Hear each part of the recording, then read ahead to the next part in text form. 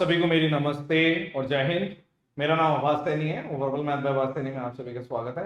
आज है हमारे साथ विक्रांत जज, और विक्रांत के बारे में मैं आपको बता देता हूँ। एसएससी सीजीएल 2024 में मैथ्स में 90 में से 90 आए थे इनके। 18 नवंबर की शिफ्ट थी। ऑल इंडिया रैंक 2024 में 57 आई। ठीक है। और सीएचएसएल 2024 में भी मैथ्स में 90 में से 90 थे। ठीक है। और ऑल इंडिया रैंक 26 आई है यहाँ पे। तो इनकी मैथ्स की मेंस के लिए क्या स्ट्रेटेजी थी वो हम जानना चाहते हैं, ताकि बच्चों की मदद हो। अब मेंस आ रहा है, बिल्कुल। तो आप अगर बता देंगे बहुत अच्छा रहेगा। और बहुत ही अच्छे से सुनना, पूरा एंड तक सुनना, सारी बातें आपको बतानी है दिल से। ठीक है, बिल्कुल बिल्कुल बिल्कुल। तो सबसे पहले तो हेलो एवरीवन, मेरा नाम विक्रांत जज है और ये मेरी मेंस की स्ट्रैटेजी होगी।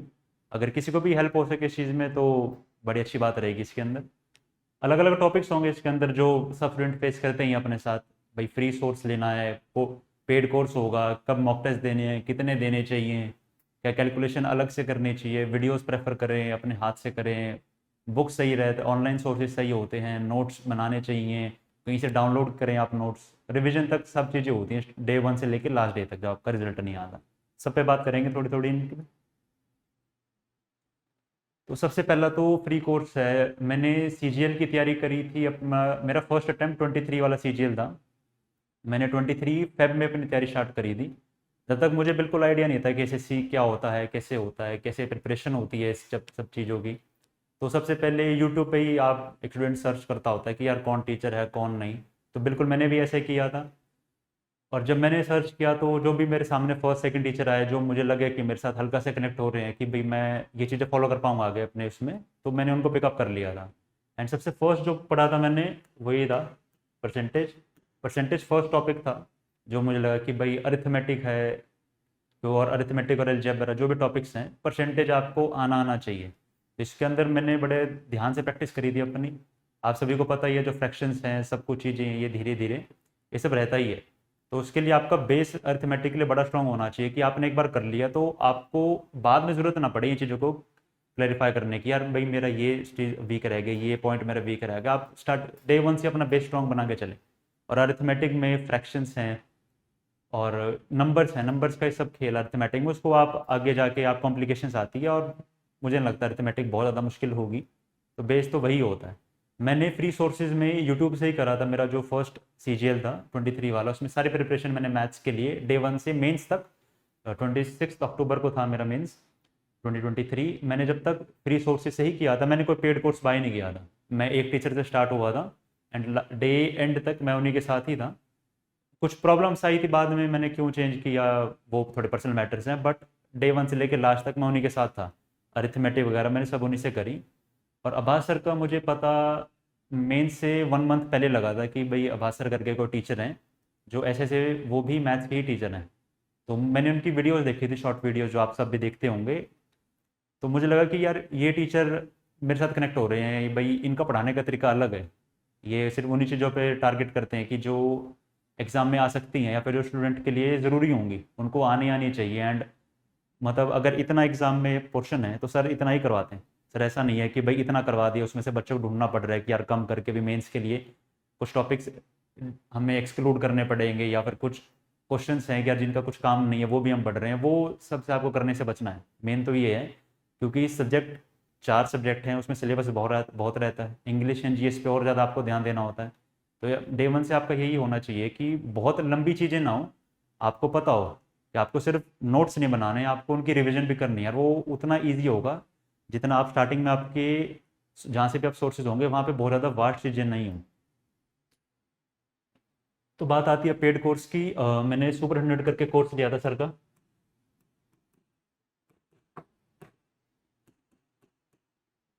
ये बात है नवंबर 2023 की। सर का दिसंबर में कोर्स आना था तो मैंने वहीं से प्लान बना लिया था। मेरा स्कोर अच्छा था बट इतना सेटिस्फैक्टरी स्कोर नहीं था 23 वाले सीजीएल में कि भाई मैं इससे अच्छा नहीं कर सकता। मुझे पता था मेरे अंदर थोड़ी और कैपेबिलिटीज़ हैं। भाई मुझे किसी टीचर का साथ चाहिए होगा अपने साथ जो मुझे पुश कर सके चीज़ों के लिए, जो मुझे गाइड कर सके। And as a mentor sir ने बहुत अच्छा काम किया था। आई थिंक सर का बैच बहुत छोटा होता है। आई थिंक 2 ढाई महीने में सर पूरा करवा देते होते हैं। सर की डेली क्लास होती हैं एंड 2 ढाई घंटे की क्लास होती हैं। एंड उसके अंदर मुझे लगता है कि सर एक दिन एक क्लास में भी कुछ अपना मिनट भी वेस्ट करते होंगे बच्चों के साथ कुछ भी ऐसे मुजोरी करने में। सर पॉइंट टू पॉइंट ही बात करते हैं।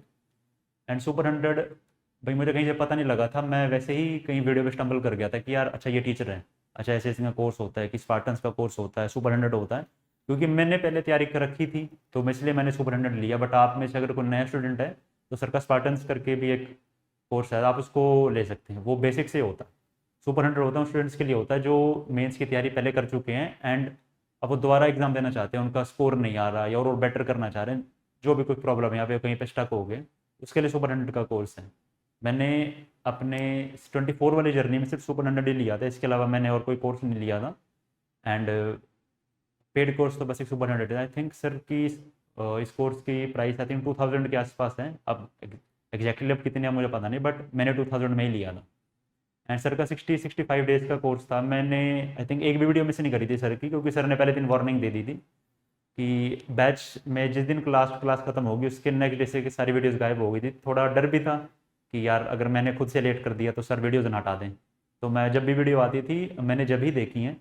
मेरा करने का चीज़ों को करने का स्टाइल थोड़ा अलग था। मैंने लाइव नहीं देखी थी सर की वीडियोस, मैं बल्कि VOD जो रिकॉर्डिंग वाली होती हैं, सर ने मान लो क्लास 12 बजे ली, 12 से 2 ढाई तक क्लास होगी तो मैं रिकॉर्डिंग वाली देखता था 4 बज के। मतलब मुझे वैसा पसंद है अपनी अपनी पेस पर चीज़ों को काम करना।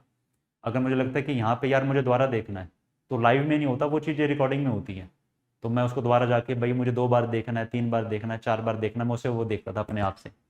एंड अगर कुछ ऐसा होता है कि यार ये चीज़ें मुझे आती हैं कि इसमें भैया मैं स्किप कर सकता हूँ, तो वो मैं 5 सेकंड 10 सेकंड 20 सेकंड उसमें स्किप कर देता था। तो मुझे ये मेरा खुद का स्टाइल है पढ़ने का। मे भी आप लोग को लाइव पढ़ना पसंद हो, जैसे भी वो आपकी अपनी इच्छा है, बट मेरा VOD ही था कि चाहे मुझे 1 घंटे बाद देखनी पड़े मैं देखूंगा वीडियो रिकॉर्डिंग में। एंड मैंने अब बताई जैसे मैं लाइव तो मैंने देखी नहीं कभी, बट इसमें बैच काफ़ी सही था। हमने सबसे पहले अरिथमेटिक हमने स्टार्ट करी थी, सर ने उस अरिथमेटिक सॉरी अलजेब्रा हमने स्टार्ट करी थी फर्स्ट डे को। एंड उसमें सर ने बहुत ज़्यादा समय नहीं लिया था, सर को टाइम वेस्ट करना पसंद नहीं है। And sir time time to time आते थे, रोज जो सर का टाइम होता था मुझे नहीं लगता कि सर ने कभी स्किप किया है कि यार आज इच्छा नहीं है, जो भी है डेली की वो चलती थी। एंड उसका एक 2 ढाई घंटे का पर्पज़ ये होता है कि 1 घंटे की क्लास बहुत छोटी पड़ती होती है, क्योंकि आपको चीज़ें समझ भी आनी चाहिए। ऐसा होगा अगर कोई टीचर पढ़ा रहा है आपको एक्स्ट्रा एफर्ट खुद से डालना पड़ता है उस चीज़ में। ऐसा नहीं है कि भाई उसने बोल दिया कि भाई उसने ये बोल दिया कि यार ये टीचर ने पढ़ाया तो सारा एग्ज़ाम में यहीं तक आएगा। आपका काम है कि उससे और आगे जाके भाई और चीज़ें देखना कि यार अब ये टॉपिक हो गया है, आज की ये क्लास थी, मुझे कितना समझ आया, उसकी रिवीजन दोबारा से करना अपने एंड से अगली क्लास से पहले बड़ा ज़रूरी होता है। ये डेली करना बहुत मुश्किल होता है, बट अगर एक अच्छे स्कोर चाहिए कॉन्फिडेंस चाहिए होता है एग्जाम में, तो आपको लेना पड़ेगा ये। मैं दोबारा रिपीट कर देता हूँ इस बात को एक और एम्फेसिस के साथ कि क्लास होती है उसकी रिवीजन करना अगली क्लास से पहले बड़ा ज़रूरी है। आप सबको करनी चाहिए जहाँ से भी आप पढ़ रहे हो। ज़रूरी नहीं है अगर आपने यहीं से कोर्स ले रखा, आप जहाँ से पढ़ रहे हो, आप फ्री उससे पढ़ रहे हो, आप कुछ भी हैं, डेली की रिवीजन करना बड़ा ज़रूरी है। आप इस चीज़ को छोटा ना समझें कि यार रोज़ रोज़ करना है, कुछ प्रॉब्लम हो जाती है, आज समय नहीं है। समय तो देखो आपको निकालना पड़ेगा सिलेक्शन के लिए, वो तो और कुछ आ रहा ही नहीं है, क्योंकि फिर वो एक्सक्यूजेज वाली बात आती है सारी। तो रिवीजन डे टू डे भी बड़ी ज़रूरी है। अब बात आते हैं नोट्स मेकिंग। इस पर स्टार लगा देता हूँ मैं। इसमें मैं सबसे ज़्यादा मानता हूँ तो मैंने भी जो भी तैयारी करी है, चाहे वो इंग्लिश है, GS है, रीजनिंग भी है, मैथ्स तो चलो इंपॉर्टेंट सब्जेक्ट है ही है, रीजनिंग के भी मैंने अपने खुद के भाई हैंड रिटन नोट्स हैं। मुझे उनसे पढ़ाई करना बहुत अच्छा लगता है, क्योंकि उसमें ऐसा होता है कि आप चीज़, अब वैसे टाइम वेस्ट लगता है लेकिन मान लो कुछ चीज़ें मैंने रेड पेन से लिखी हैं, कुछ मैंने ब्लू पेन से लिखी हैं, कुछ मैंने ब्लैक पेन से लिखी हैं, अलग अलग चीज़ों से काम किया। मैंने पेंसिल का भी यूज़ किया, बीच में पेंसिल का भी यूज़ किया है कि मुझे ये पता होना चाहिए कि जब मैं इन नोट्स को दोबारा खोल लूँ कि यार ये रेड चीज़ में मार्क्ड है, ये इंपॉर्टेंट है, यार भाई ये ब्लैक है, ये क्वेश्चन है। मतलब थोड़े एक नोट्स अच्छे लगते हैं, प्रेजेंटेशन ठीक रहती है। एंड रिवीजन में जब भी आपको वापस नोट्स देखने हैं, चाहे डेली रिवीजन है, चाहे वीकली है, चाहे आप लास्ट में एग्जाम से पहले कर रहे हो, ये समझ आनी चाहिए, आपको ये पता होना चाहिए कि यार इन चीज़ों पे एम्फोसाइज करना बड़ा ज़रूरी है एग्जाम से पहले, क्योंकि चीज़ें बहुत होती हैं। आप एग्जाम से पहले बड़ा ज़रूरी ये होता है कि आप उन सब चीज़ों को कवर भी कर लें, क्योंकि मैथ्स एक सब्जेक्ट नहीं है। आपको पता है मैथ्स 90 की है, रीजनिंग भी 90 की है, इंग्लिश 135 की है। तो बड़ा ज़रूरी ये होता है कि एग्ज़ाम से पहले आपकी चीज़ें ख़त्म हो, आपने जो भी नोट्स बनाए हैं वो आपके रेडी होने चाहिए, आपके माइंड में होने चाहिए कि यार इनमें से कोई चीज़ आ गई तो ये मिस नहीं होगा। एक क्वेश्चन है, जैसे नोट्स बनाते थे आप, बच्चों को एक डाउट होता है हाँ। कि फॉर एग्जांपल अपन ने मिक्सचर एलिगेशन किया या परसेंटेज किया, उसपे जैसे अपन ने क्लास में जितने क्वेश्चन किए सबके हाँ। नोट्स बनाते थे। नहीं नहीं नहीं नहीं, ये तो ये बताओ। बिल्कुल नहीं नहीं। जैसे अगर आप फर्स्ट टाइमर हो तो आपको एक बेसिक चीज़ के नोट्स बनाने हैं सबसे पहले, कि यार अच्छा मिक्सचर एलिगेशन है, कोई एक बेसिक टाइप है कि यार इसके अंदर ऐसे ऐसे क्वेश्चन होते हैं, उसके नोट्स बनाएं। अगर एक ही टाइप के मान लो 5 क्वेश्चन हो रहे हैं, आप 2-3 के नोट्स बनाओ, ताकि अगर आप रिवाइज भी करें दोबारा, अगर आप मे भी कुछ ऐसा होता है आप 2 मंथ्स 3 मंथ्स बाद आप उस चैप्टर की रिविजन कर रहे हैं, तो कुछ 3-4 क्वेश्चन स्टार्टिंग के बेसिक क्वेश्चन हो, आप उनको टाइप्स में बांट लें। टाइप्स में बांट लें चैप्टर के, कि जब भी आप रिवीजन करें आपको चीज़ें समझ आएँ कि यार इस अच्छा ये टाइप के क्वेश्चन होते हैं, और जो स्टार्टिंग का बेसिक है उसके आप 3 से 4 क्वेश्चन बना लें, ताकि अगर एक क्वेश्चन में ठीक है ऐसे बातें बन रही है, सेकंड में भी वैसे, थर्ड में भी वैसे, फोर्थ तक आपको क्लैरिटी आ रहती है थॉट की कि यार अच्छा बिल्कुल ऐसे हो रहा है। उसके बाद आप एक बार चीज़ें कर चुके हैं तो आप उसमें आप तंग नहीं होंगे कि समझने में कि यार ये क्या हो रहा है, भाई मैं ये चीज़ें समझ ही नहीं पा रहा हूँ कि कैसे ये चीज़ें वर्क कर रही हैं, कैसे कैसे कैलकुलेशन हो रही हैं। तो इसमें नोट्स इसलिए बनाना ज़रूरी है। एंड जैसे अगर आपने टाइप 1 के क्वेश्चन बना लिए, टाइप 1 के जो बेसिक है उसके 3 बना लिए आपने, 3 से 4 बना लिए, टाइप 2 के आपने 3 बना लिए, उसके बाद आपका काम है कि आपके नोट्स एक मीडियोकर उस पे हों, मीडियोकर शब्द नहीं होगा, एक मीडियम लेवल पे हो, कि ना बहुत ज़्यादा लेंदी हो, ना बहुत ज़्यादा वो छोटे नोट्स हो। आपका आपका खुद का काम होगा कि भाई उन चीज़ों को एक मीडियम लेवल पे बनाना, ताकि मैं रिवाइज भी कर सकूं, बट नोट्स इतने छोटे नहीं हो कि भाई मैं उन चीज़ों को रिकैप ही नहीं कर पा रहा, यार चीज़ें मैंने नोट्स बनाई क्या थी। कई बार हम लोग क्या करते हैं, शॉर्ट फॉर्म्स का यूज़ करते होते हैं कैलकुलेशन में, कि यार लिखने का मन नहीं है, छोटा बना लेते हैं, फिर बाद में वो चीज़ें आप खुद ही ग्रास्प नहीं कर पाते कि यार ये चीज़ें लिखी क्या थी।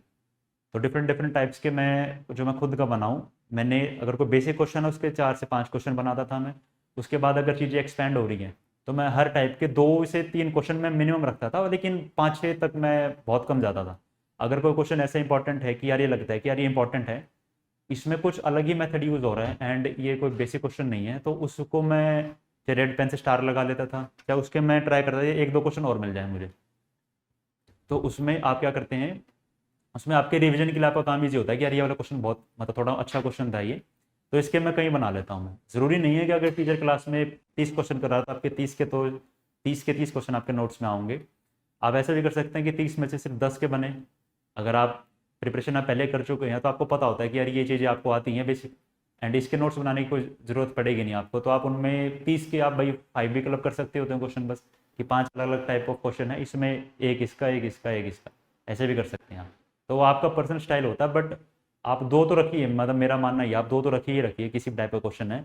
अगर कोई इंपॉर्टेंट है तो आप उससे ज़्यादा भी ले सकते होते हैं, बट ये आपका होना चाहिए। एंड अपने हैंड रिटन नोट्स का फ़ायदा ये होता है कि आपको पता होता है कि यार ये चीज़ इंपॉर्टेंट है, ये चीज़ इंपॉर्टेंट है, एंड इस पे एग्ज़ाम से पहले दोबारा ध्यान देने का है, क्योंकि इस पे क्वेश्चन आ सकता है। और आपको ये भी ध्यान रखना है अपने दिमाग में कि अगर क्वेश्चन आता है, क्या मैं कर पाऊंगा इस एग्ज़ाम में, क्योंकि एग्ज़ाम प्रेशर और घर बैठे क्वेश्चन करने में बड़ा फ़र्क होता है। घर पे आपको बैठ के लगता है कि यार ये क्वेश्चन तो बहुत इजीली हो जा रहे हैं, आप मॉक टेस्ट देते हैं आपसे वहाँ नहीं हो रहा है, एग्ज़ाम में तो आप फिर छोड़ ही दो क्वेश्चन। प्रॉब्लम यही होती है कि जो प्रेशर होता है ना दिमाग पे, कि भाई जब क्लॉक नीचे चल रही होती है कि उस समय में मैं क्वेश्चन कर पाऊंगा इसको, तो इस चीज़ का बड़ा फ़ायदा होता है कि आपकी प्रैक्टिस कितनी है, आपने आपके नोट्स कितने अच्छे हैं।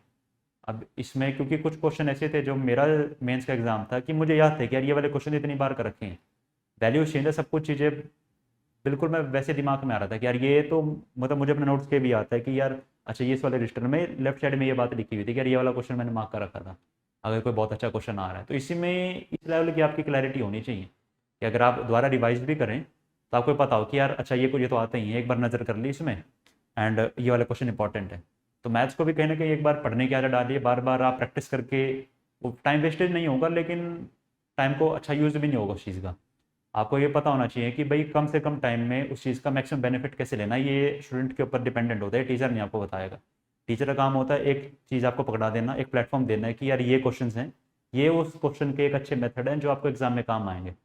बट उस मेथड को टाइमली आप कितनी स्पीड में और आप कर सकते हैं और छोटा कर सकते हैं आप, या फिर अगर कोई क्वेश्चन में आपको 5 सेकंड लग रहे हैं, आप 5 से भाई उसको आप 4 सेकंड और कम कर लें उसके अंदर, ठीक है। कहीं में आपको भाई पहले भाई आधा मिनट लग रहा है, आप उसको 20 सेकंड में ले आए, इसमें 2-2 3-3 सेकंड से आपको बहुत फ़ायदा मिलता होता है। ये आप क्योंकि जब 30 क्वेश्चन होते हैं, ये चीज़ें मिल मिल के ही आपको जो बड़ा क्वेश्चन होता है उसके अंदर 2.5-3 मिनट लग जाते हैं, उसमें बड़ी हेल्प होती है।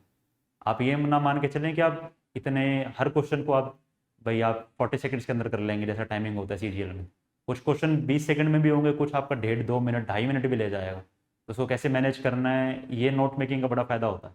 आपको पता होता है कि यार ये वाले क्वेश्चन में ये चीज़ इतना टाइम ले जाएगी, कि अगर कोई सिंपल इंटरेस्ट में इंस्टॉलमेंट वाला क्वेश्चन है, मेरे को उसमें पर्सनली समय लगता है तो मैं उसको बाद में करूँगा। लेकिन जितने आपके नोट्स अच्छे होंगे उसका आपको पता है कि यार भाई मैंने 10 क्वेश्चन लिख रखे हैं इंस्टॉलमेंट के, लास्ट तक आते आते आपकी खुद की क्लैरिटी बढ़ जाती है कि अच्छा मैं इसको ये स्टेप मैं काट कट कर सकता हूँ, मैं मेरे को इतनी क्लैरिटी है एंड मैं और उसको एक स्टेप छोटा कर देता हूँ। मैं एग्जाम में काम यही होता है, आपको सब कुछ लिखना नहीं है, वो आपके दिमाग में चीज़ें होनी चाहिए। तो नोट्स का फ़ायदा ये होता है कि सिर्फ नोट्स में लेंदी होना चाहिए, आपके दिमाग में वो चीज़ें पहले से फिट होनी चाहिए। अगर क्वेश्चन आता है यार 3 स्टेप तो यही है, चौथे पे मैं डायरेक्ट अटैक करता हूँ, मैं ये चीज़ें होना चाहिए बड़ी। बात आती है मॉक टेस्ट की, तो प्री के तो देखो मैंने 24 सीजीएल में तो मॉक टेस्ट दिया ही नहीं। अब मैं सच बोल रहा हूँ, मैं तुम मानो ना मानो, प्री का मैंने मॉक टेस्ट नहीं दिया। मुझे लगभग लगभग पता ही था कैसे एग्जाम आता है, क्योंकि 23 में मेरा एक्सपीरियंस था। बट सिर्फ मैंने 23 का सिर्फ एक मॉक टेस्ट दिया था 23 सीजीएल में। आई थिंक जो सबसे डिफिकल्ट शिफ्ट थी मैंने सिर्फ उसका दिया था, कि चेक करने के लिए कि अब भाई प्री से पहले मेरी प्रिपरेशन कितनी है, क्या मैं अच्छा स्कोर कर पा रहा हूँ, जो लास्ट ईयर की बेस्ट शिफ्ट थी। तो सिर्फ मैंने वो मॉक टेस्ट दिया था, अलग से कुछ और मैंने मॉक टेस्ट नहीं दिए प्री के लिए। तो क्योंकि मोटा मोटा सिलेबस भी वही होता है, पैटर्न भी वैसे ही सेम रखता था टीसीएस, तो हमें पता ही था कि यार इस लेवल का ही क्वेश्चन आ सकता है। अगर 25 क्वेश्चन मैथ के आ रहे हैं, 25 में से 15 क्वेश्चन मीडियम होते हैं, 5 क्वेश्चन आपके ईजी होते हैं, 5 क्वेश्चन हार्ड होते हैं, उसमें से भी हार्ड 2 3 ही होते हैं, उसमें कुछ 1 2 लेंदी क्वेश्चन होते थे बस। तो उनको टैकल कैसे करना है, क्योंकि आपको जो बच्चों से अलग बनाएगी वो 5 क्वेश्चन ही होते हैं। इजी मीडियम क्वेश्चन तो बच्चे सब कर ही लेंगे, 25 में से 20 क्वेश्चन तो हर एक कर लेता। वो 25 में से 23 पे आना, 23 से फिर 24 पे आना, 24 से फिर 25 पे आना, अनलेस एंटिल आप से मिस्टेक करते हैं, वो इंपॉर्टेंट होता है, क्योंकि एक एक क्वेश्चन काउंट करता होता है। तो इसलिए थोड़ा मैंने सिर्फ एक मॉक टेस्ट दिया था। बट मेंस के लिए मैं आपको बता देता हूँ, मैं जैसे क्योंकि मेंस आने वाला है, मेंस में मैंने सबसे ज़्यादा मॉक टेस्ट दिए थे आरबी के, जो शुभम सर बनाते हैं, जो आई थिंक रोज़ सैटरडे को होता है, मैं रोज़ देता था मैं उसको। एंड उसके अंदर भी मैंने ऐसा नहीं है कि यार मेरी रैंक बहुत अच्छी आ रही है तो मैं खुश हो रहा हूँ, मैं एक बार नहीं अच्छी आ रही है तो कुछ प्रॉब्लम हो रही है। आपका काम होता है, आपको रैंक मॉक टेस्ट में नहीं, आपको रैंक एग्जाम में लेनी है। मॉक टेस्ट में चाहे कोई 1 आए चाहे 2 आए, रोज़ आता रहे, उसका कोई फ़ायदा नहीं है। फ़ायदा एग्जाम में रैंक लेने का। तो मॉक टेस्ट में भी आप प्रैक्टिस में डालें। अगर आपके मान लो 30 में से आपके 27 ठीक हैं, 27 आपके क्वेश्चन ठीक है, तो वो 3 एग्जाम टाइम में या फिर जो आपके मॉक टाइम में क्यों नहीं ठीक हो पाए? क्या क्वेश्चन लेंदी थे बाकी इसलिए नहीं ठीक हो पाए? आपको आपके कंसेप्ट में कमी है कुछ, या फिर कैलकुलेशन प्रॉब्लम हो रही है, कुछ सिली मिस्टेक हो गया, कुछ जो भी प्रॉब्लम है आपको, आपको अलग अलग टाइप में बांट लेना है। और ये मेंस में तो करना ही करना है, क्योंकि मेंस से बहुत ज़्यादा मॉक नहीं होते हैं। आप वीक में 3 मॉक देंगे वो भी बहुत होता है। मैं सिर्फ सैटरडे को एक मॉक देता हूँ, एक फ्राइडे को देता था मैं, और उनको ही मतलब जैसे आज फ्राइडे को मॉक दिया, उसको मैं मुझे पता है यार मैं मंडे को इसको रिवाइज करूँगा। सैटरडे को फ्रेश माइंड से मॉक दिया, उसको मैं अगले ट्यूजडे को रिवाइज करूँगा मैं। तो मैं हर एक क्वेश्चन को देखता था कि यार अच्छा इसके अंदर ये रेड में आ रहा है, तो मुझे पता लग रहा है कि यार मैंने 1 मिनट से ज़्यादा टाइम ले लिया, इतने का क्वेश्चन नहीं था ये, वो टाइम क्यों लिया? क्या मैं डर गया था एग्जाम में? क्योंकि एग्जाम प्रेशर रहता होता है। मॉक टेस्ट में भी आपका मन ये करता है कि मैं जितना ज़्यादा बेटर कर सकूँ उतना सही होता है, एंड ये प्रैक्टिस बिल्कुल सही है। बट इससे क्या होता है, आप सीखते हो एग्जाम में, आप बार बार मॉक दे दे के मेंस के आप सीखते हो तो कि यार 60 मिनट्स हैं, 60 ही क्वेश्चन है मैथ रीजनिंग के, उसके अंदर मेंस में थोड़ा लेंदी भी आता है, डिफिकल्ट भी आती हैं चीज़ें, उसको कैसे टैकल करना है टाइम में, ये बड़ा ज़रूरी होता है। वो कैसे होंगी आपकी? अगर जो ये 3 क्वेश्चन आपके नहीं हुए, इन 3 को जब ऐसा हो जाएगा कि आपको पता है कि यार ये 3 क्वेश्चन थे, एक मिक्सड एलिगेशन का, एक ट्रिग्नो का, एक फॉर एग्जाम्पल अलजेब्रा का है, तो मेरे को इस चैप्टर में ही कमी है, या फिर कुछ ऐसा मुझे एक पर्टिकुलर टाइप ऑफ क्वेश्चन में कुछ समझ नहीं आता, या फिर कुछ ऐसी प्रॉब्लम है कि यार इस क्वेश्चन में प्रॉब्लम थी कि यार मे बी गलती होगी मुझसे, सिली मिस्टेक होगी, इसको माइंड करने की ज़रूरत नहीं है। तो आपका खुद का रजिस्टर हो एक, आप उसमें रजिस्टर बना ले, कुछ भी आप छोटे छोटे बना ले कि यार ये मॉक था, ये डेट थी, इस चैनल का मॉक था, आरबी का था, ऑलिव बोर्ड एटसेट्रा एटसेट्रा, इसमें ये वाला क्वेश्चन गलती हुआ, आप अपने खुद से हाथ से लिख ले कि यार सिली मिस्टेक हो गई, कैलकुलेशन मिस्टेक हो गई, कंसेप्ट में कमी है। फिर आपका काम सबसे पहला ये है, बाकी तैयारी एक बार पीछे करके उसी पर टैग करना। अगर अलजेब्रा में कोई क्वेश्चन नहीं आता आपको, आपको उसी पे करना है, आपको वो करना ही करना है। आप अगर उस चीज़ों को छोड़ते चले जाएंगे कि यार चल आज नहीं, आज गलती हो गई, ये क्वेश्चन तो ईजी था, हो जाना चाहिए था, बट 2 3 मॉक बाद फिर गलतियाँ हो रही हैं, तो इसमें कमी फिर एज अ स्टूडेंट आपकी है। आपको ये चीज़ें डे 1 से क्लियर करके चलनी है कि यार ये मॉक में प्रॉब्लम हो रही है, इसको मैं ट्राई करता हूँ जल्दी से जल्दी ठीक करने का। आप ये प्रोक्रेस्टिनेट नहीं करना है यहाँ पे, इस पर ध्यान देना है कि जो 3 क्वेश्चन थे 4 क्वेश्चन थे, और हर मॉक के लिए करना, मैथ्स के लिए तो सबसे ज़्यादा जरूरी है, क्योंकि जीएस में क्या होता है, जीएस में कई बार ऐसा होता है आपको कुछ चीज़ की नॉलेज ही नहीं है, आप कुछ नहीं कर सकते उसके अंदर। ऐसा ही इंग्लिश में चलो ग्रामर गलत होगी, कोई नया क्वेश्चन था, कुछ वोकैब में आपको नहीं आता था, बट मैथ्स कंसेप्ट की गेम है सारी, और इतने अच्छे आपके कंसेप्ट होंगे। सीजीएल में जहाँ पे टाइम की कमी होती है वहाँ उतना ही होगा।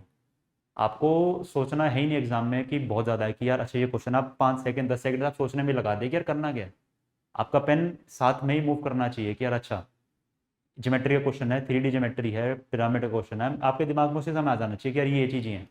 क्योंकि आप अगर एक क्वेश्चन पिरामिड का है, अगला क्वेश्चन में भी 2D का हो, अगला क्वेश्चन अरिथमेटिक का होगा, अगला क्वेश्चन परसेंटेज का होगा। उन चीज़ों में हर क्वेश्चन में जो आपके अलग अलग कंसेप्ट यूज़ होते हैं, उसमें कैसे सीमलेसली आपको मूव करना है ये कोई बता नहीं सकता, आपको ये खुद ही करना पड़ेगा आपको। क्योंकि जब भी हम कहीं क्लास लेते हैं, हम कहीं मॉक टेस्ट लेते हैं, वहाँ पे वो प्रेशर नहीं होता कि यार भाई मैंने परसेंटेज का क्वेश्चन कर लिया, अब मुझे अगला क्वेश्चन 3D का करना है। तो उसमें कंसेप्ट में कुछ प्रॉब्लम हो सकती है, यार मुझे एकदम याद ही नहीं आया, मुझे 5 सेकंड लग गए, 10 सेकंड लग गए, वो आपका टाइम खा जाएगा वहाँ पे।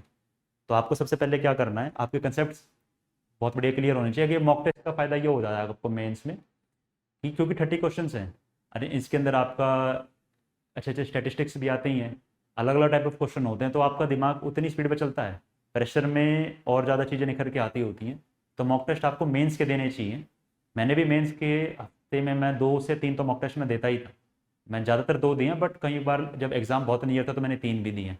बाकी दिन मैं अपनी रिविजन करता था, बट मॉक टेस्ट का मेंस में रोल बहुत बड़ा है, क्योंकि यू नेवर नो क्योंकि आप कि कैसा पैटर्न आ जाए। 22 का पैटर्न अलग था, क्योंकि 22 में मैथ्स बहुत ईजी थी, 23 में ऑपोजिट आ गया था, 23 में मैथ्स बहुत अच्छी आई थी, 24 में मैथ्स लेंदी आई थी।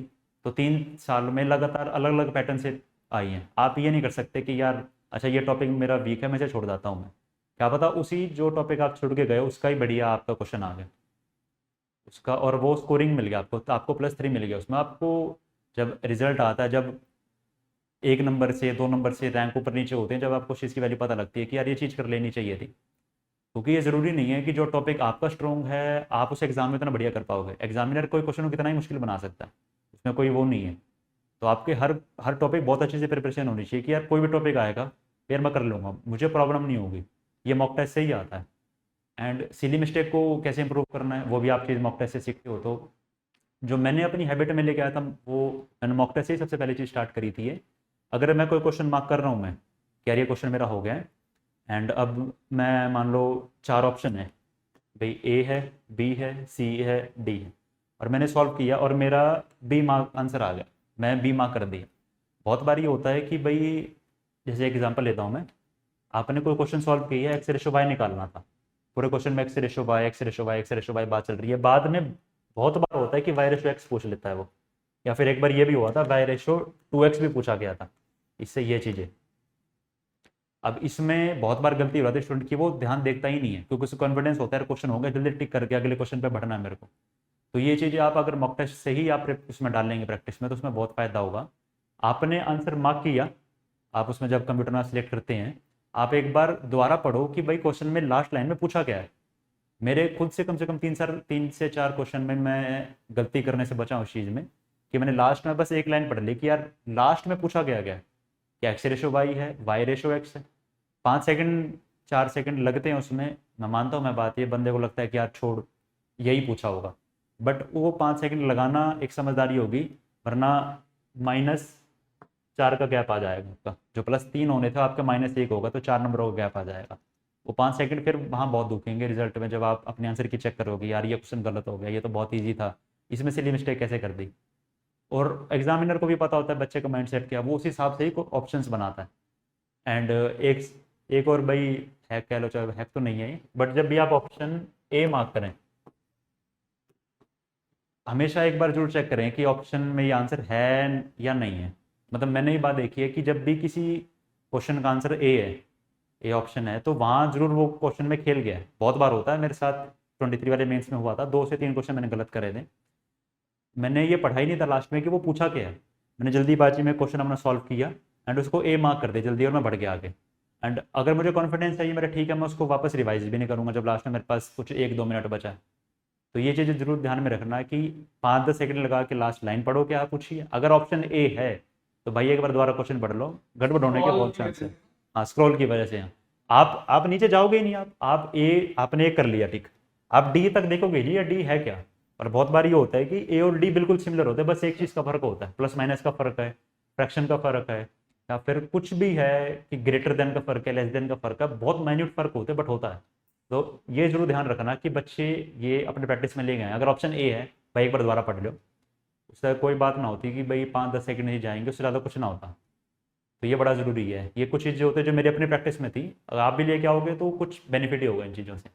एक चीज और बता दो, जैसे प्रैक्टिस बैच जो होता है वो उसकी क्या अहमियत होती है नहीं होती, और अगर लिया था तो उसको कैसे करना होता है, इसके बारे में बताओ। देखो प्रैक्टिस बैच कैसा है, मैंने लिया था क्योंकि क्योंकि जो सुपरिटेंडेंट था आई थिंक वो जनवरी या फेब में ख़त्म हो गया था, एंड एग्ज़ाम था ईयर एंड में। तो प्रैक्टिस बैच का फ़ायदा ये था कि एक तो आप चीज़ों से कनेक्टेड रहते हो, क्योंकि बहुत चीज़ें अगर स्टूडेंट टीचर का साथ नहीं है तो वो उन चीज़ों को वीक छोड़ देता है। तो प्रैक्टिस में क्या है, आप नए नए क्वेश्चन देखते हो, यार ये बढ़िया क्वेश्चन आया, क्योंकि स्टूडेंट के लिए क्वेश्चन ढूंढना, उसमें आप अपना टाइम ख़राब करें, ये सही नहीं है। कहीं ना कहीं अगर कोई से आपको अगर अच्छी जगह से प्रैक्टिस मिल रही है आपको भी, यार 30 जैसे सर के प्रैक्टिस बैच में क्या आते 30 मॉक टेस्ट एक तरह से, जिसको सर खुद, कितने किए थे आपने? मैंने सर सारे ही किए थे उसके अंदर, 30 के 30 के 30 किए थे मैंने उसमें। एंड मैं जब भी लाइव भी मैं ले रहा हूँ, चाहे मैं रिकॉर्डेड, मैंने आपको बताया था मैं रिकॉर्डेड देखता था, तो मेरी हैबिट यही थी, अगर सर ने कोई क्वेश्चन एक क्वेश्चन करवाया, मान लो चाहे वो ये मेरा मॉक 1 से लेके लास्ट 30th मॉक तक यही था, अगर कोई क्वेश्चन एक हो रहा है तो मैं पॉज करके मैं खुद ही करता था उसको सबसे पहले, कि सर के करवाने से पहले, कि मुझे ये आता है, मुझे नहीं आता, अगर मुझसे हो रहा है तो यार 2 मिनट में हो रहा है, 3 मिनट में हो रहा है, फिर मैं सर का देखता था मैं। अगर सर ने भी वैसे ही करवाया तो मैं इस चीज़ को स्किप कर देता था।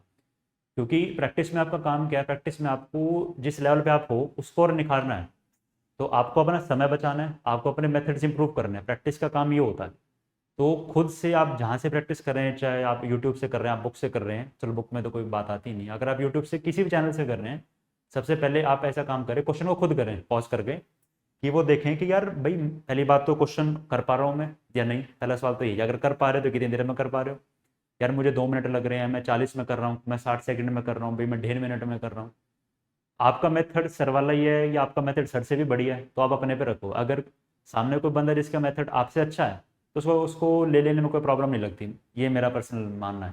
वैसे ऐसे होता नहीं है कि सर के मेथड से बढ़िया मेथड हो, बट अगर आपको मिल जाए तो आपकी किस्मत है भाई। किसी भी टॉपिक में ढूंढते रहा करो, यूट्यूब पे कहीं बुक्स में कुछ आपको चीज़ें मिल जाएं, बट ये प्रैक्टिस में आना चाहिए कि क्वेश्चन को पहले खुद करें, एंड ये दिमाग में होना चाहिए कि यार अच्छा आज मैंने, आज सिंपल इंटरेस्ट कंपाउंड इंटरेस्ट का क्वेश्चन था कोई, एंड इंस्टॉलमेंट है या फिर कुछ भी ऐसा क्वेश्चन है, मैंने करा, मुझे भाई 2 मिनट लग गए, तो 2 मिनट क्यों लग रहा है, उस चीज़ पे भी आपको सोचना है।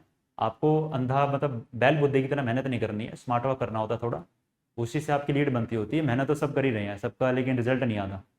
वो इसलिए नहीं आता क्योंकि स्मार्ट वर्क बच्चे करते ही नहीं हैं। चीज़ों में जो कमियां हैं उसको सुधारना सबसे बड़ी बात है, अगर आपको मेंस में सिलेक्शन लेना है। क्वेश्चन तो सब कर ही रहे हैं, कोई बोल दे कि यार मैंने भाई इस चैप्टर के मैंने 500 क्वेश्चन लगा दिए, इस चैप्टर के मैंने 1000 क्वेश्चन लगा दिए। आप चाहे 100 लगाओ, आपकी पकड़ होनी चाहिए कंसेप्ट पे। आपको पता होना चाहिए कि यार अगर मेरा 1 मिनट लग रहा है इस क्वेश्चन में, तो किसी और बच्चे का 50 सेकंड लग रहे होंगे, मेरे से जल्दी नहीं कोई कर रहा। आपका ये होना चाहिए हैबिट में, चाहे वो बात आप ईगो पे लें चाहे किसी पे लें, आपको ये प्रैक्टिस में आना चाहिए कि अगर मुझसे क्वेश्चन नहीं हुआ तो क्यों नहीं हुआ, हो गया तो इससे जल्दी मैं कर सकता हूँ। क्या मैं कैलकुलेशन जल्दी कर सकता था, या फिर मैं और बढ़िया मेथड से कर सकता था, या फिर मुझे, मैंने जैसे बताया आपको, क्वेश्चन पढ़ते ही कई बार आपको बच्चे पैनिक कर जाते हैं, यार ये नया क्वेश्चन है या फिर ये टॉपिक मेरा वीक है, 10 सेकंड 15 सेकंड इसी में ले रहे हैं, करना क्या है। तो वो चीज़ें आपको ठीक करना बड़ा ज़रूरी होता है, वो प्रैक्टिस बैच से बड़ी सही होती है। अगर प्रैक्टिस बैच में आप देख रहे हैं बच्चे ज्वाइन कर रहे हैं, उसमें ऐसा है कि भाई 30 क्वेश्चन है, उस हर क्वेश्चन में मान लो इतना समय लग रहा है, बच्चों के आंसर आने लगे हैं, मेरा आंसर नहीं आया, तो हर क्वेश्चन में ऐसा हो रहा है यार 30 के 30 क्वेश्चन में मैं बच्चों से बहुत लेट कर रहा हूँ, तो आपको इंप्रूवमेंट की ज़रूरत है। क्योंकि ऐसा नहीं है हर बच्चे का एक ही टॉपिक अच्छा होता है, किसी का अर्थमेटिक अच्छा है, किसी का अलजेब्रा अच्छा है, किसी की ट्रिग्नो अच्छी है, किसी की ज्योमेट्री अच्छी है, अलजेब्रा में भी किसी का कोई टॉपिक अच्छा है, कोई सबसेक्शन अच्छा है, अर्थमेटिक में भी ऐसा ही है, किसी की एवरेज अच्छी है, किसी का मान लो वेट गेन वाले क्वेश्चन अच्छे कर रहा है, कोई सिंपल इंटरेस्ट अच्छा कर रहा है, किसी का कंपाउंड इंटरेस्ट बहुत तेज है, कोई परसेंटेज में बहुत अच्छा है। डिफरेंट डिफरेंट टॉपिक्स हैं। तो अगर ऐसा है कि अगर आप किसी टॉपिक में बच्चे आपसे जल्दी कर रहे हैं, किसी में आप सबसे पहले कर रहे हो, तो मतलब चीज़ें बैलेंस्ड है, उसमें कोई प्रॉब्लम नहीं है। बट अगर आप हर हर मॉक टेस्ट में ऐसा हो रहा है कि यार कहीं पे आपसे क्वेश्चन हो नहीं रहे हैं, कहीं पे आप क्वेश्चन लेट कर रहे हो, तो वहाँ पे प्रॉब्लम की बात है, यानी कि आपको वहाँ पे चीज़ें अपने एंड से सुधारनी पड़ेंगी। वो प्रैक्टिस बैच से बहुत सही होता है। प्रैक्टिस बैच के कुछ फ़ायदे द्वारा रिपीट कर देता हूँ मैं, चीज़ों से आप कनेक्टेड रहते हो, सबसे नंबर 1। आप चीज़ें बोलते नहीं हो, आपको अलग अलग टॉपिक्स में अलग अलग, आप मॉक टेस्ट में अलग अलग क्वेश्चंस आते हैं, अलग अलग, मान लो कोई टाइप आ रहा है, यार ये वाला टाइप मेरे को याद ही नहीं था, ये वाला ये चीज़ें भी हैं, वो होना बड़ा ज़रूरी होता है। एंड कोई अलग टॉपिक है, कोई अलग कैलकुलेशन है कि यार भाई मुझे क्यूब्स की मेरे प्रैक्टिस नहीं है, या फिर मेरे स्क्वायर्स की मेरे प्रैक्टिस नहीं है, मुझे ये चीज़ इंप्रूव करनी है, ये प्रैक्टिस बैच मॉक टेस्ट से बड़ा बड़ा फ़ायदा मिलता होता है इन चीज़ों का। एक क्वेश्चन और है, जैसे बहुत बच्चों का डाउट आता है, उनका ये कहना है कि सिर्फ मैथ्स से ही सिलेक्शन होता है क्या, और मैथ्स का इतना रोल क्यों है, और जैसे आप एक रैंकर हो, ज्यादातर बच्चे मैथ्स वाले टीचर से क्यों कनेक्टेड होते हैं, ये एक बहुत बड़ा वो रहता है रोल। मैथ्स में क्योंकि एक एक्स्ट्रा मेहनत मांगता होता है, अगर टीचर बहुत अच्छा पढ़ा भी रहा है तो उसमें एक एक्स्ट्रा एफर्ट स्टूडेंट का होता है। एंड आप एक बात देख रहे हैं, जिसकी भी रैंक आती है उसके मैथ्स में हो ही नहीं सकता, मैथ्स में नंबर कम होंगे, उसके इंग्लिश में कम हो सकते हैं, उसके जीएस में कम होंगे, बट मैथ्स में कम नहीं होगा कभी भी। ये बहुत बढ़िया पॉइंट है इनका, कि आप सिलेक्शन वाले बहुत बच्चों से मिलोगे जिनके जीएस के मार्क्स आपको कम मिल जाएंगे, कम दिखेंगे, मैथ्स में तो मैथ्स में नहीं नहीं मिलेगा। आप मतलब कोई एक गिना चुना होगा, बट मुझे नहीं लगता कि भाई वो कोई अलग ही चांस होगा, क्योंकि मैथ्स है एक कंसेप्चुअल सब्जेक्ट है। मैथ्स आपको कॉन्फिडेंस देता है एग्जाम के लिए, आपको पता है कि यार इसमें आ गया ना तो बाकी चीज़ें तो मैं कर ही लूँगा, क्योंकि डर बच्चों को मैथ्स से ही लगता है, अलग अलग चीज़ें वो मैथ्स में ही पूछ सकता होता है, और इस मैथ्स में ही एक लीड बनती है। आप इंग्लिश और जीएस में सोचते हैं, बट असली लीड मैथ में बनती है। अगर आपकी मैथ अच्छी है, आपको पता है कि यार ये बढ़िया क्वेश्चन आ गया, ये हम कर लेंगे, दूसरा नहीं कर पाएगा, तो वहाँ पे साइकोलॉजिकल तो आदमी वहीं जीत जाता है कि यार मैथ्स में हो गया ये चीज़ें, क्योंकि हर बंदा ट्राई करता है कि भाई मैं मैथ्स में लीड ले लूँ सबके साथ, क्योंकि फर्स्ट आप खोलते ही रीजनिंग और मैथ्स खुलता है आपका, वो दोनों बड़े लिंक्ड सब्जेक्ट हैं। रीजनिंग में बहुत सारी चीज़ें आपकी अगर मैथ अच्छी हैं तो प्रॉब्लम आपको आती ही नहीं है, और मैथ्स का जो कॉन्फिडेंस होता है वो आपको इंग्लिश, जीएस, रीजनिंग ये सब्जेक्ट नहीं दे सकते आपको। एक चीज और बता दो बस लास्ट में, कि जैसे सपोज करो लास्ट में आपके पास सेक्शन 1 दे रहे हो आप, हाँ, आपके पास कुछ समय बच गया और 2 क्वेश्चन मैथ के बचे हैं, 2 क्वेश्चन आपके रीजनिंग के बच्चे। रीजनिंग के बचे हैं, तो आप कौन सी तरफ आना चाहेंगे? अगर कुछ ऐसा होता है कि यार लास्ट में 5 मिनट बचे, 5 मिनट तो ज़्यादा बोलते, 2 मिनट बचे एंड 4 क्वेश्चन पेंडिंग है, 2 मैथ्स के हैं, 2 रीजनिंग के, तो मैं पर्सनली तो मैं मैथ्स की करना ट्राई कर रहा हूँ, क्योंकि मुझे पता है कि मैथ्स के होने के चांस ज़्यादा हैं। क्यों? क्योंकि भाई साल भर प्रैक्टिस करिए उन चीज़ों की, बहुत ज़्यादा चीज़ें बाहर नहीं आती, मे बी लेंदी हो, मे बी डिफ़िकल्ट लैंग्वेज हो, बट एक कॉन्फिडेंस है मुझे कि अगर मैं फंस जाता हूँ तो मैथ्स में मैं प्रॉब्लम नहीं करूँगा। बट रीजनिंग थोड़ा एक अलग सब्जेक्ट है, रीजनिंग में चीज़ें लॉजिकल नहीं चलती। रीजनिंग में बहुत बार ऐसा होता है कि आपको पता ही नहीं है, आप बीच में फंस जाओगे, आपको पता नहीं लगेगा कि यार 2 मिनट से वो जीरो कब आ गए। तो यहाँ तो आप मैथ्स के कर सकते थे 2 क्वेश्चन, या आप रीजनिंग के दो में से आप ये कर सकते हो, बट मैथ्स करना ठीक रहेगा, क्योंकि उसमें कंसेप्चुअल चीज़ें ही हैं, कुछ भी ऐसे अजीब सी कोई वो चीज़ें नहीं पूछा जैसे रीजनिंग में आ जाती हैं, कुछ चीज़ों का आंसर ही नहीं होता। या बहुत बार रीजनिंग में ऐसा होता है क्वेश्चन के 2 ऑप्शन हैं, आप किसको टिक करोगे, ये चीज़ें बहुत बार रहती हैं। पजल में आप फंस जाओ उसके अंदर, तो आप उन चीज़ों से बाहर ही नहीं निकल पाओगे, इससे पहले तो एग्ज़ाम ख़त्म ही हो जाएगा। तो लास्ट में मेरा ये मानना है कि सबसे पहले आप एग्ज़ाम में खोलते ही मैथ्स करो आप, क्योंकि वो कंसेप्चुअल सब्जेक्ट है, आपका कॉन्फिडेंस वो वैसे ही बूस्ट हो जाएगा। अगर आपने मैथ्स के फर्स्ट राउंड में, अगर आपने, मैं 30 में से मैं सारे नहीं कहता, अगर आपने 15 भी कर दिए, भाई आपको लग रहा है यार ये क्वेश्चन लेने दिए, इसको स्किप करो, इस क्वेश्चन पे आते हैं, तो वो आपने कर दिया। बट रीजनिंग में ऐसा नहीं है, रीजनिंग में आप कितनी अच्छी तैयारी करके ले जाओ, वो आपको, अगर उसने वो नहीं चाहता एग्जामिनर आप क्वेश्चन करो, आपसे नहीं होगा। मैथ्स में ऐसा नहीं है, मैथ्स में वो एक लेवल तक भी अगर ऊपर ले गया तब भी बच्चे कर लेंगे, टाइम लग जाएगा बट हो जाएगा। तो ये है मैथ्स और रीजनिंग का। तो 2 पॉइंट रहेंगे, कैलकुलेशन हाँ, का और एक रिवीजन रिवीजन। का। ठीक है, ये इधर से उधर ही है आपके पास। ठीक है। ठीक। तो बात आती है कैलकुलेशन की। कैलकुलेशन देखो, रोज़ आधा घंटा देना उसमें समझदारी नहीं है। आप सबसे पहले तो आपका जो बढ़िया, जो सबसे फर्स्ट आप अर्थमेटिक में करते ही हैं कि अगर 20% है उसको फ्रैक्शन में, ये दिमाग में याद होनी चाहिए, 20% है, अगर 25 है तो चलो इजी हो गया। मान लो आपका जैसे कुछ चीज़ें होती हैं 83 1/3 है, या फिर 37.5% है, 62.5% है, ये चीज़ें होती हैं। आप कितने जल्दी फ्रैक्शन में करते हो, वाइस वर्सा, फ्रैक्शन से कितनी जल्दी यहाँ आते हो, वो बड़ा इंपॉर्टेंट होता है। एंड ये चीज़ आप चाहे डेली हाथ से भी ना करो, आप पढ़ते रहो। अच्छा 3/8 इतना होता है, 5/8 इतना आता है, यार 4/7 इतना होता है, 5/7 इतना होता है, 5/6 83 1/3 होता है। ये चीज़ आपकी डेली की प्रैक्टिस में होनी चाहिए स्टार्टिंग में जब आप एग्ज़ाम कर रहे हैं। ऐसा नहीं है कि आप मान लो 6 महीने बाद भी रोज़ आप आधा घंटा इस चीज़ पे दे रहे हैं, वो उसमें समझदारी नहीं है। आपकी डेली जो आप क्वेश्चन कर रहे हो उसमें ये चीज़ें आनी चाहिए कि अगर कोई क्वेश्चन आ रहा है अर्थमेटिक का, तो उसमें अगर कहीं पे भी लास्ट में है, लास्ट में उसको सॉल्व करने के बाद या फ्रैक्शन आती है, नंबर आंसर आता है, फ्रैक्शन से आपको परसेंटेज बनानी होती है, तो वो चीज़ें सेकंडों में होनी चाहिए, वहाँ पे टाइम नहीं आपको ख़राब करना है। और ये तो सबसे पहले आपकी इस चीज़ पे तो पकड़ रहनी चाहिए, फ्रैक्शन टू परसेंटेज कैसे करना है, परसेंटेज टू फ्रैक्शन कैसे करना है, ये तो सबसे बेसिक चीज़ है। फिर वो आ जाते हैं स्क्वायर्स, क्यूब। स्क्वायर्स तो आपको देखो 30 तक याद होंगे, तो वो तो रखने ही रखने, उसमें तो आपके पास कोई चॉइस ही नहीं है, 30 तक तो होने आपके टिप्स पे होने चाहिए। एंड उसके बाद भी अगर कोई नंबर 57 का निकालना है, उसमें भी आप अगर सर की वीडियो देख ले, वैसे यूट्यूब पे आपको और भी मिल जाएंगी कि स्क्वायर्स जल्दी कैसे निकालते हैं, क्योंकि क्यूब्स में मुझे नहीं लगता भाई इतने लेंदी क्वेश्चन आते हैं, 20 तक ही मतलब सफिशिएंट होता है क्यूब्स, बट स्क्वायर्स में आते हैं। कई बार आपको 112 का स्क्वायर निकालना है, 97 का स्क्वायर निकालना है, ये चीज़ें आप जल्दी से जल्दी कैसे कर सकते हो, ये आपको होना चाहिए। क्योंकि क्या होता है ना, सेकंड्स के हिसाब से गेम होती है, क्योंकि आप अगर 5 सेकंड की लीड भी हर क्वेश्चन में बनाते चले गए, तो वो लास्ट में होता है ना, एक्यूमुलेट होकर बहुत बड़ी बन जाती है। वो कैलकुलेशन इस चीज़ का भी काम करती है। एंड क्योंकि मैथ्स में अगर कोई चीज़ लेंदी है, वो लेंदी कैसे हो सकती है, वो कैलकुलेशन से ही लेंदी होगी। क्वेश्चन तो आप 10 लाइन का हो, 5 का हो, 3 का हो, कैलकुलेशन ही उस किसी क्वेश्चन को लंबा बनाती है।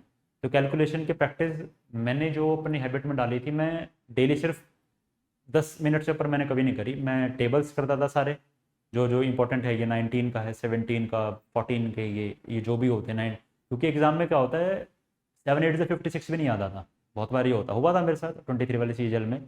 6 9 से भी मैं मल्टीप्लाई करके देखा था, वो भी मुझे 6 9 से 54 याद ही नहीं था। तो कैलकुलेशन मुझे वहाँ पता लग गया था कि यार मेरी कमी है।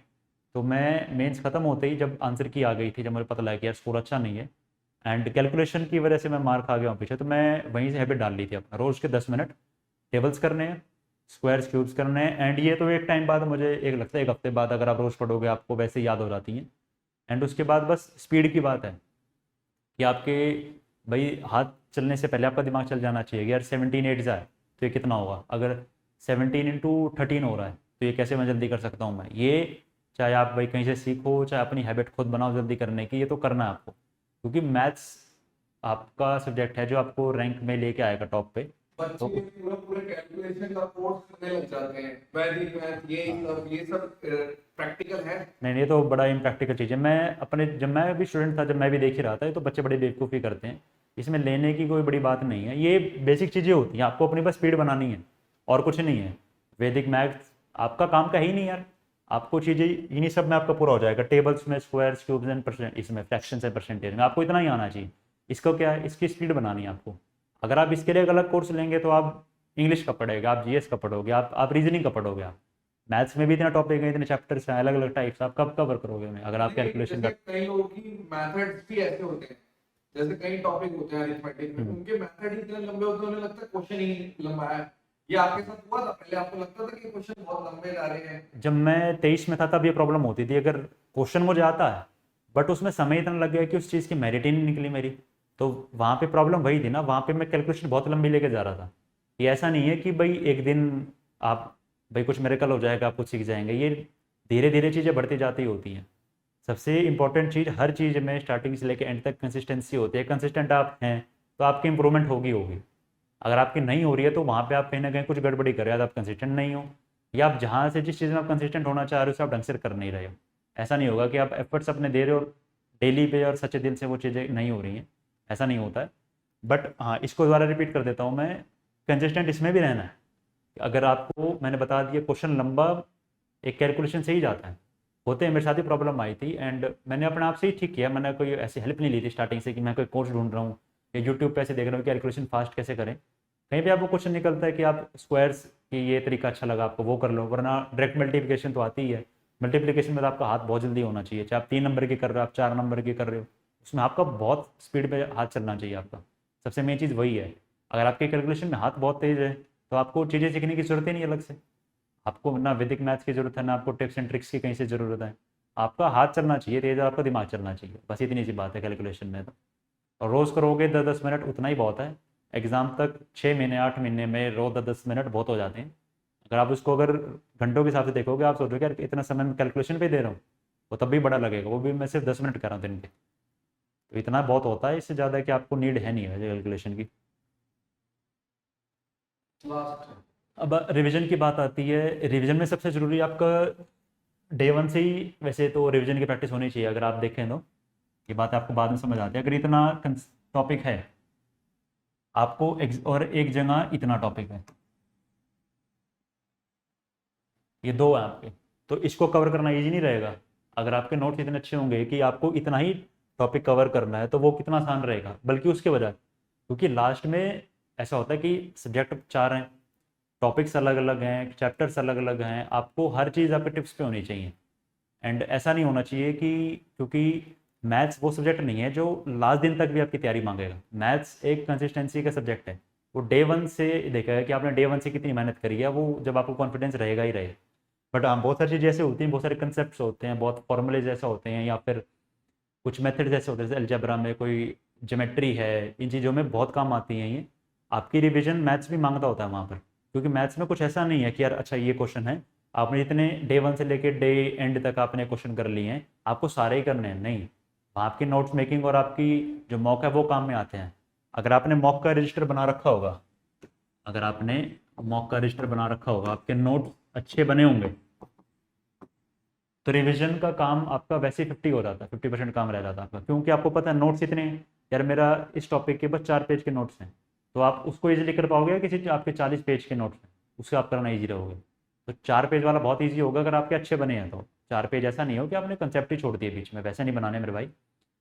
टॉपिक सारे कवर करने हैं, बट इस तरीके से करना है, 4 के 8 कर लो, बट छोटे वे में बनाओ, ऐसे वे में बनाओ कि आपको समझ आए, क्योंकि at the end of the day notes वो आपके ही हैं। अगर आपके हैंड रिटन होंगे तो आपको समझ आने चाहिए। साफ नोट्स बनाओ ताकि लास्ट में ये ना लगे यार ये क्या चीज़ें लिखी हुई हैं, क्या मुझे समझ ही नहीं आ रहा है, आप उसमें टाइम लगा रहे हो कि यार ये लिखा क्या है समझने में, वो प्रॉब्लम नहीं होनी चाहिए। तो नोट्स और जो भी मॉक में जो भी इंपॉर्टेंट क्वेश्चन होंगे उनको आपको पहले ही मार्क करके चलना है कि यार ये इंपॉर्टेंट क्वेश्चन थे, या फिर ये टॉपिक है जो मेरा मॉक में गलत हुआ जा रहा है, यार समय लग रहा है, उन चीज़ों की रिविजन ज़्यादा करनी है।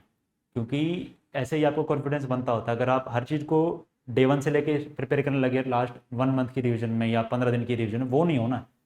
आपको बस नोट्स की रिवीजन करनी है, आपको नए मॉक टेस्ट भी नहीं देने लास्ट में। आप 1 मंथ तक आप दे सकते हो, बट लास्ट के 1 हफ्ते में थोड़ा अवॉइड करें मॉक टेस्ट देना, क्योंकि बहुत बार क्या होता है कि कुछ ऐसा अजीब सा मॉक फंस जाता है यार जो बहुत अच्छा बना होता है, या फिर आपसे आपसे कुछ गलतियाँ हो जाती हैं, आप वो होता है वो मनोबल गिरने की बात हो जाती है। अगर आप उतना अच्छा प्रिपेयर करने के बाद भी उतना बढ़िया आपकी आउटकम नहीं आया मॉक टेस्ट में, वो नहीं करना है। कॉन्फिडेंस आपकी की है, कॉन्फिडेंस भी कंसिस्टेंसी से आएगा, बट लास्ट के कुछ दिन बड़े इंपॉर्टेंट होते हैं। तो लास्ट में जैसे 1 हफ्ते में सिर्फ अपनी रिवीजन करो, कोई मॉक देने की जरूरत नहीं है, बस जो मॉक से आपने यहाँ पे जो क्वेश्चन बनाए हैं उन्हें रिवाइज करो। बेसिकली मैथ्स को यहाँ पे भी पढ़ना ही है यार वैसे, कि यार ये क्वेश्चन अच्छा ऐसे होता है। नोट्स में ये देख लो कि जैसे मेरे जो मैंने प्रिपरेशन करी थी मैंने उस पर रेड मार्क लगा रखा था कि यार ये कोई क्वेश्चन है इसमें मैंने रेड मार्क कर रखा था, ये तो मुझे पढ़ना ही पढ़ना है, इसको मैं छोड़ ही नहीं सकता। तो मेरा वहाँ काम 70% मैं खुद ही हल्का करके चलता था कि अच्छा ये नज़र मार ली, लाल वाला जो भी उसको छोड़ना नहीं है। तो ये वैसे समय आपका लेगा, एक बार जब आप नोट्स बना रहे होंगे आपको लगेगा कि क्यों मार्क करने की जरूरत है, ब्लू पेन से सब सही चल रहा है। बट हेल्प करती हैं, छोटी छोटी चीज़ें होती हैं, हर एक अलग अलग स्टाइल है, ये मेरा था तो मुझे बड़ी हेल्प करी। मॉक के लिए मैंने प्री का मैंने दिया नहीं था, एंड मॉक मेंस के मैंने दिए थे, हफ्ते में 2 मैंने आपको बता ही दिया। उनके मैं हर मॉक के मैंने क्वेश्चन बना रखे थे कि यार इस टॉपिक वाइज बनाता था मैं। यार अगर कोई सिंपल इंटरेस्ट का है कि भाई भाई पीछे मैंने 50 मॉक दिए हैं तो 2 क्वेश्चन ये नहीं हुआ मुझसे या फिर समय ले गए, तो मैं उनको रिवाइज करता था कि यार इसमें गड़बड़ी एग्जाम में नहीं होनी चाहिए। क्योंकि जो कोई टॉपिक आपके पहले बहुत अच्छे हैं उसमें एक्सेस समय देना समझदारी नहीं होगी रिविजन के टाइम पे। आपका काम ही है आप साल भर रिविजन कर रहे हैं, अगर आपने कंसिस्टेंसी से करी है तो आपका लास्ट में बस ये रह जाएगा कि जो टॉपिक आपके वीक रह गए हैं कंपैरिजन में, वीक छोड़ना नहीं है आपको, और उसमें आपको समय लगता है या फिर आपके गलत रिपीटेडली हो रहे हैं मौके में पीछे, तो उसको लास्ट में सुधारना आपका काम है। अगर आपने एक बार सुधार लिए तो एक बार आप अलग कॉन्फिडेंस एग्जाम के अंदर जाओगे कि यार अब कुछ कैसा क्वेश्चन आ जाए, कितना लेंदी हो कितना डिफिकल्ट हो, मैं कर ही लूँगा, मुझे खास कोई प्रॉब्लम आएगी नहीं। एंड रिविजन में आपको ना डे वन से काम करके चलो भाई, जितने नोट्स आपके सफिशेंट होंगे कि यार इससे ज़्यादा बनाने की ज़रूरत नहीं है। ऐसा नहीं है कि अगर एक टॉपिक के आपने 800 क्वेश्चन करें तो 800 के नोट बन रहे हैं, ये गलतियाँ मत करना। इतने प्रैक्टिस की भी जरूरत नहीं मांगता सीजीएल वैसे। आपकी डे जब आप टॉपिक स्टार्ट करें जब प्रैक्टिस होनी चाहिए इतनी, बाद में सिर्फ आप कोई भी एग्जाम हो रहा है उसके टॉप 30 बेस्ट क्वेश्चन उठा लो कहीं से आपको मिल जाए, टॉप 50 उठा लो आपको कहीं से मिल जाए, वो आप यूट्यूब पे करते रहो। मैंने भी खुद की रिवीजन ऐसी करी है, जब सर के जब सुपरटेंडेंट बैच खत्म हो गया था, प्रैक्टिस बैच खत्म हो गया था, तो मैं रोज़ सिर्फ ये मैथ्स को मैं 1-1.5 घंटा ही दिया, उससे ज़्यादा मैंने दिया नहीं है मॉक से अलग। मैं दिन में सिर्फ 1 घंटा करता था मैथ। उसमें भी मैं क्या करता था, अगर कोई यूट्यूब पे देखा मैंने कि कोई ईपीएफओ का एग्ज़ाम हुआ है, कोई सीएसआईआर का एग्ज़ाम हुआ है, XYZ जो भी एग्जाम, तो उसके टॉप 30 बेस्ट क्वेश्चन है मैथ के, ये उसको तो करना ही करना है। वहाँ पे आपको बस ये देखना है कि कोई ऐसे क्वेश्चन है जो मैं नहीं कर सकता, मैं 1 मिनट के अंदर नहीं कर सकता, या फिर कुछ ऐसा क्वेश्चन है जो मेरा अटक रहा है, कोई मेरा टाइप अटक रहा है एक तरह का, तो उसको आप साथ ही साथ क्लियर करते चले। क्योंकि क्या होता है कि अगर एक एग्जाम में कोई बढ़िया क्वेश्चन आएगा, वो घूम घाम के एसएससी में आएगा ही आएगा, चाहे वो आईबी का क्वेश्चन है, चाहे वो बैंक में आ रहा है कोई बढ़िया क्वेश्चन, बैंक के नहीं आते, बट कोई अगर कंसेप्ट ही अलग आ गया है तो वो आता ही आता है एसएससी के अंदर घूम के, ये बात तो पक्की ही है। कोई चाहे किसी भी तरह का एग्जाम है, आपको उनके टॉप बेस्ट क्वेश्चन तो करने ही करने हैं। उससे क्या होगा कि अगर आप यूट्यूब पे कर रहे हैं फर्स्ट पहली बात तो आपको सबसे पहले टीचर के कराने से पहले आपको वो पॉज करके खुद करना है। अच्छा यार ये क्वेश्चन मेरा हो गया, टीचर का एक बार देख लिया ऊपर ऊपर से क्या करवा रहा है, अगर उसका मेथड आपसे अच्छा है तो आप उसको ले लो, वरना आपकी प्रिपरेशन ऐसी रहनी चाहिए कि अगर एक टाइप ऑफ क्वेश्चन है मैं एक ही मेथड से कर दूं उसको, मेरे को ऐसा नहीं है अगर 10 क्वेश्चन आ रहे हैं एक टाइप के, मैं अलग अलग मेथड लगा रहा हूँ, मैं वहाँ पे कन्फ्यूजन होगी, वो टाइम टेकिंग होगा। तो इसमें एक टीचर का, एक मेंटर का बड़ा हाथ यहीं पे होता है कि वो उसके मेथड इतने अच्छे हों कि आपको अलग अलग टाइप के क्वेश्चन के लिए अलग अलग मेथडों पे ना जाना पड़े। आप एक चैप्टर को आप 4 से 5 उसमें ही बंद कर दे, जैसे प्रॉफिट एंड लॉस में बड़ी चीज़ें काम नहीं आती हैं। जो प्रॉफिट एंड लॉस मैथ्स का one of the best chapters है, उसके ही सबसे ज़्यादा मुश्किल क्वेश्चन आते हैं मेरे हिसाब से अरिथमेटिक में। तो ऐसा ना हो कि अगर 20 टाइप ऑफ क्वेश्चन है तो आपके 20 अलग अलग मेथड हैं, आप एग्जाम में जब क्वेश्चन आगे आया तो आप ये सोच रहे हैं कि यार मेथड लगाना कौन सा है, ये नहीं होना चाहिए। रिवीजन तक क्या होना चाहिए, आपके नोट्स छोटे होते होते, आपके मेथड छोटे होते होते, बस एक कुछ पेजेस के होने चाहिए नोट्स आपके, कि यार ये 10 पेज के हैं, 5 पेज के हैं प्रॉफिट एंड लॉस के, भाई मुझे 2 ही पेज पढ़ने, उसमें आपका सब काम खत्म होना चाहिए। ये आपको खुद से करना पड़ेगा, ये कोई टीचर भी नहीं करके देगा आपको। नोट्स अगर आपके 50 पेज के हैं, 50 से 40, 40 से 30, 30 से 25, 20 जितने भी आप बना सके वो आपका काम है करना, उनको और शॉर्ट करते जाना करते जाना करते जाना, ताकि रिवीजन के टाइम पे आपको ये पता हो कि यार मेरे को बस इतना पढ़ना है और अच्छे से पढ़ना है, बाकी मुझे सब आता है। कुछ चीज़ें आप कंसिस्टेंसी में छोड़ दें, कुछ अपने पे विश्वास रखें कि भाई मैंने अगर 1 साल 8 महीने मेहनत करी है तो वो पेपर में जरूर रंग लाएंगी आपकी। एंड बस मेरी तरफ से यही था, एंड ऑल द बेस्ट सबको जो भी आप मेंस लिख रहे हैं 2025 वाला, होप आपका पेपर अच्छा होने वाला। बहुत ही अच्छे से इन्होंने बताया, मुझे उम्मीद नहीं थी कि कैमरे के सामने, क्योंकि जब फर्स्ट टाइम आते हैं बच्चे तो थोड़ा सा नर्वस रहते हैं। आपने बहुत अच्छे से बिल्कुल क्लियर बताया। एक चीज मैंने नोट करी, मैं साइड में एज अ स्पेक्टेटर बना हुआ था, कि सिलेक्शन उसका बहुत जल्दी होता है जिसको क्लैरिटी बहुत ज्यादा होती है। बिल्कुल ये सर। सारी चीजें जो मेरे को सिखानी पड़ती है ये आपको ऑलरेडी आती है, तो इसलिए आप सेलेक्टेड और नॉन सेलेक्टेड बच्चे में ये डिफरेंस है कि उसे पता है कि क्या करना है क्या नहीं करना, उसके थॉट बिल्कुल क्लियर है। तो आपको ये पता था, आप फंसे नहीं बहुत सारी चीजों में कि ये यहाँ पर ना बहुत सारे बच्चे सेम गलतियां करते हैं जो इन्होंने बताई। जैसे आपको ये पता था कि सिली मिस्टेक वाली चीजें आपको पता थी, सारी चीजें वेरी गुड। तो आई होप ये आपको, ये स्ट्रेटेजी आपको बहुत अच्छे से काम हेल्प करेगी। और एक बारी में नहीं होता, जैसे ही थोड़ा सा मॉक स्कोर गिरने वाला हो तो एक ही स्ट्रेटेजी नोट करके रहो कि मैं विक्रांत की स्ट्रेटेजी इस मेंस में फॉलो करूंगा या करूंगी, तो आपकी मदद मिलेगी। हाँ बिल्कुल। हमने सोचा कि हम पहले सोच रहे थे कि इनकी स्टोरी बताते हैं, फिर हमने सोचा कि यार मेंस आ रहा है, स्टोरी तो ठीक है, स्टोरी हम बता सकते थे, इनकी बहुत अच्छी स्टोरी है, लेकिन बच्चों का किसमें फायदा हो वो ज्यादा इंपॉर्टेंट था। बिल्कुल। तो इसलिए हमने फिर ये वाला प्लान किया। बाकी एक शॉर्ट वीडियो और मीम तो हम डालेंगे, वो अलग चीज है। हंसते खेलते सिलेक्शन ले लो, बढ़िया रहेगा आप सबके लिए। ऑल द बेस्ट, धन्यवाद।